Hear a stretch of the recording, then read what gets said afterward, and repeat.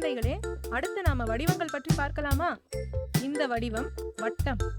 உதாரணமாக நாம் அணியும் வளையல் வட்ட வடிவில் இருக்கும். அடுத்த வடிவம் சதுரம்.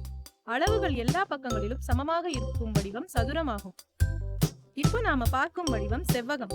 நம் வீட்டில் இருக்கும் தொலைக்காட்சி பெட்டி செவ்வக வடிவில் தான் இருக்கும். இதன் எதிர் பக்கங்கள் ஒரே அளவு உள்ளதாக இருக்கும். இந்த வடிவம் முக்கோணம். 3 பக்கங்களை கொண்டது முக்கோணம் ஆகும். இப்ப வரும் வடிவம் நட்சத்திரம். இரவு நேரத்தில் நட்சத்திரத்தை பார்த்திருக்கீங்களா? அதன் வடிவம் எப்படி இருக்கும்? ஆம், அதுதான் நட்சத்திர வடிவம். இப்ப நாம என்ன வடிவம் பார்க்கவிருக்கிறோம் தெரியுமா? ஆம், இதுதான் அறுகோணம். இதுல வரும் பக்கங்கள் 6. ஆகவே இது அறுகோணம் ஆகும். அடுத்து வர வடிவம் என்னன்னு தெரியுமா? ஆம், இதுதான் ஐங்கரம். இதுல உள்ள பக்கங்கள் 5. ஆகையால் இது ஐங்கரம் ஆகும். இப்ப வரவிருக்கும் வடிவம் என்னன்னு பார்க்கலாமா? ஆம், இதுதான் கோளம். நாம் விளையாடுவோமே பந்து, அது கூட கோள வடிவம் தான். நாம் வாழும் பூமியோட வடிவமும் கூட கோள வடிவம் தான். இந்த வடிவம் அரைக்கோளம்.